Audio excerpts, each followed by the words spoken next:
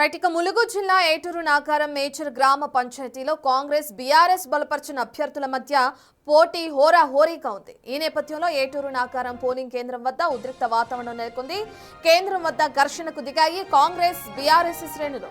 గుర్తులతో ప్రచారం చేస్తున్నారని ఒకరిపై ఒకరు ఆరోపణలు చేసుకున్నారు రెండు పార్టీల కార్యకర్తలు. రెండు పార్టీల శ్రేణులు వాగ్వాదానికి దిగడంతో ఉద్రిక్తత నెలకొంది.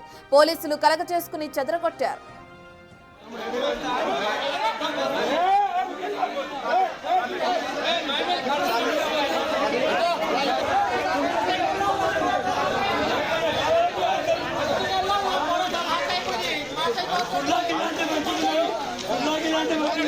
luck.